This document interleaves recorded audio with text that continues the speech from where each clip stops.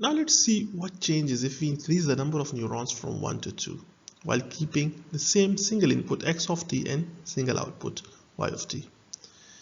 Instead of one neuron in the hidden layer, we have now two neurons. You can see here.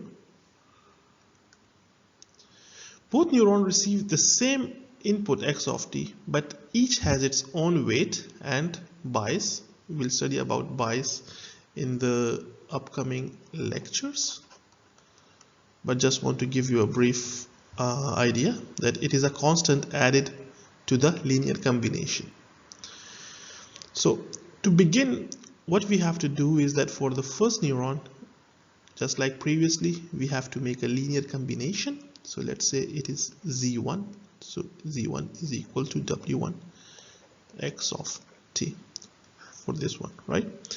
After that, the next step is to do the activation. So activation is obtained like this. h1 is equal to sigma 1 of z1. And if we are using a sigmoid function for activation, so this will be 1 divided by 1 plus e power minus z1, right? Now for the second neuron, we will repeat the same process. z2 is equal to w2 x of t, you can see here, right? And after that, we will do the activation. So h2 is equal to sigma 2 of z2, which is equal to 1 divided by 1 plus e power minus z2.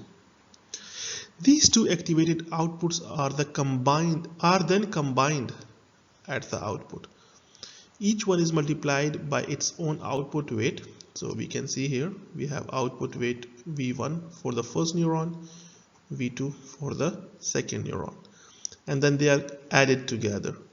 So the final output for the estimated function is y hat is equal to v1 h1 plus v2 h2, right?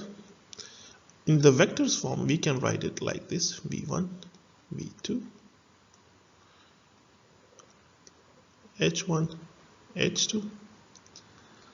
So this becomes v transpose phi of x. So this is my estimated neural network using two neurons. So what we have done is to move from a single nonlinear function to a sum of nonlinear functions. So this gives us more flexibility as compared to one neuron.